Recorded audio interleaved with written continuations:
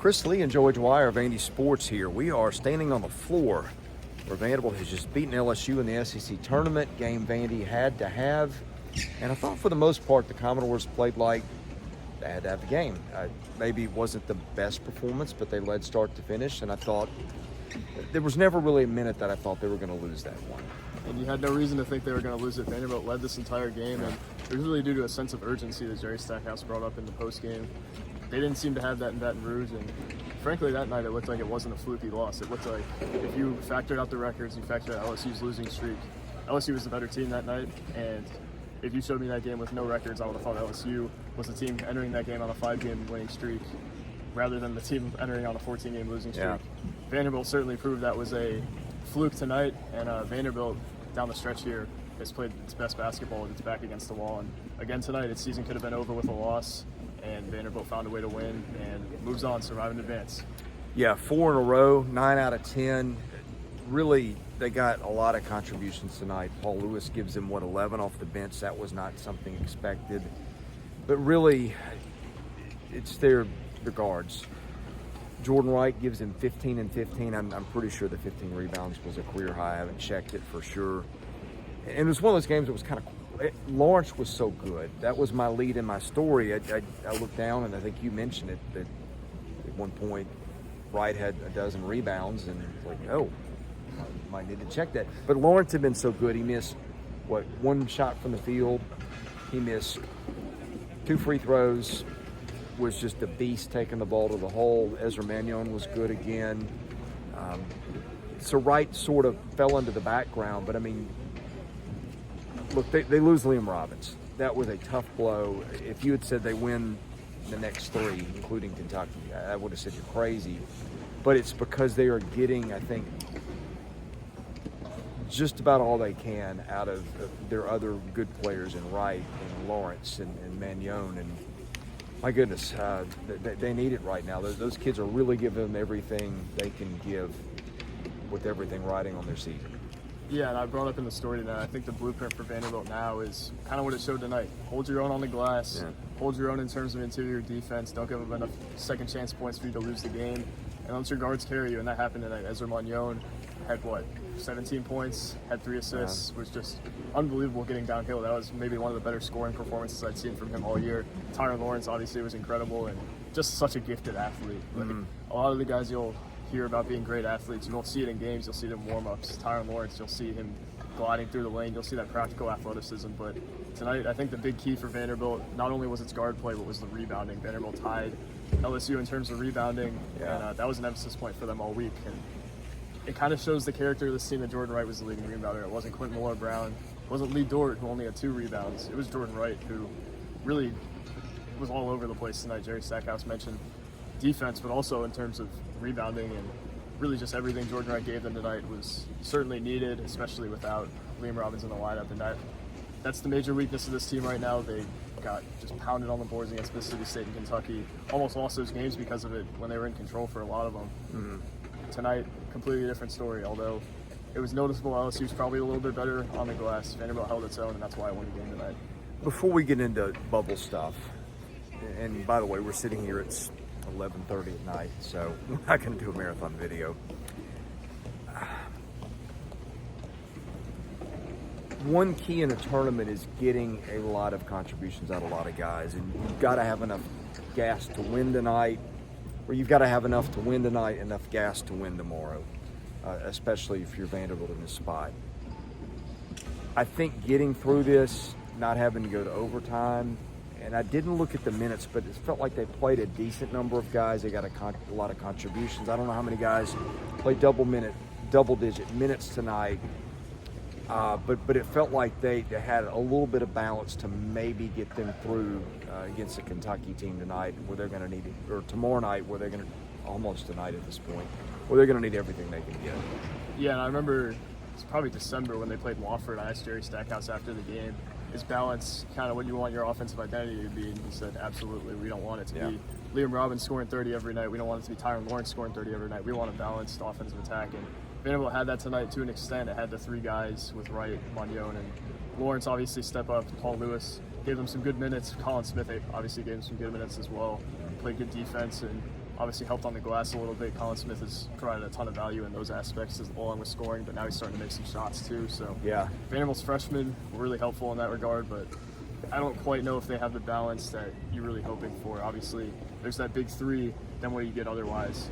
I'm not entirely confident that tomorrow they can get a whole lot out of that, but it certainly seems like a more balanced group than it was 2 months ago. Yeah, oh, would I have Liam Robbins, but that's another discussion.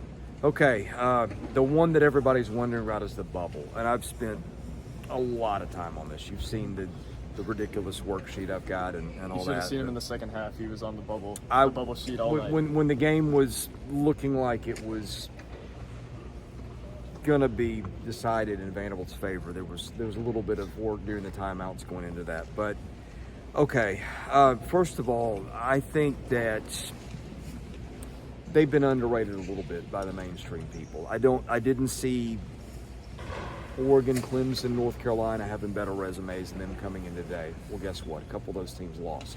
And I'm going to go through this. My last two teams I had in the field, just my stuff that I do and compare everybody head to head. I have Wisconsin and Rutgers as the last two in right now, with Mississippi State just ahead. Wisconsin lost to Ohio State on Wednesday, and I think has lost 14-ish, but it probably had more bigger wins than Vanderbilt has had. So how will the committee look at that? I don't know. And if Vanderbilt beats Kentucky tomorrow night, that's probably close. Rutgers, I have the last one, and Rutgers has got a weird resume for the second year in a row. As always. Plays Purdue on Friday. Now, if Rutgers beats Purdue, then I think Rutgers is going to go in ahead of Vandy, and then it gets tough. From there, I've got two Mountain West schools right off the bubble, frankly, because I don't know what to do with them. The commuters loved the Mountain West this year, probably more than I did or you did or anybody, not the commissioner of the Mountain West did. Not as much as John Rothstein does. Not as much as John Rothstein, but we're not all John Rothstein.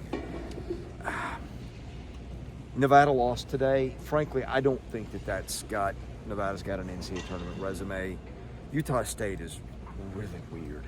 I don't see much in the way of wins in terms of significant teams that Utah State beat, but I think that the resume computers have got Utah State in the low 20s. Playing New Mexico now. Win that one, and Utah State may be in, and then it gets really tough. But some other teams, Oklahoma State, most people had Oklahoma State ahead of Vandy. I don't know that I definitively saw it. I think Vanderbilt's got better high-end wins. And, of course, Vanderbilt's got some blemishes, 2 quad 3 losses and a quad 4. But Oklahoma State lost to Texas today. So 18-14 is where that's going to end. Arizona State playing USC as we speak. I'm not sure Arizona State's got a better resume than Vandy. It depends on who looks at it. Then I've got Vanderbilt as a 5th team off the bubble. But beat Kentucky tomorrow night. I'm not sure that their resumes aren't better than most of the teams in front of them and behind them. I don't think Oregon's is better than theirs right now, but Oregon plays UCLA tomorrow night. Oregon wins that one, and okay, look out. Clemson destroyed NC State today. NC State is kind of sliding back towards the bubble, I think, but we'll see what the committee says. Clemson gets Virginia tomorrow.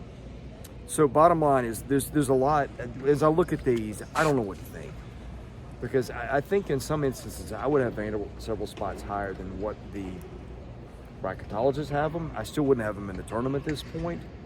But if you get some teams at the bottom of the bubble that lose, you win tomorrow, I think you can start saying, hey, they've probably got a better resume than Oklahoma State, Arizona State. Then you're a couple off. Then it's what's the committee do with the Mountain West? If the committee doesn't value the Mountain West as much as the computers did, then you're right there. Wisconsin or Rutgers. If a committee member says, hey, Vandy's got a better resume, suddenly, unless you get let by Oregon or Clemson, which I think are behind them, there's your path. And that's a lot of ifs. But I guess the good news, if you want to look at it, a lot of these teams are playing Purdue and UCLA and some teams that are vying for a one line in the tournament. Those are going to be tough games to win. Look, it's going to be tough to beat Kentucky tomorrow.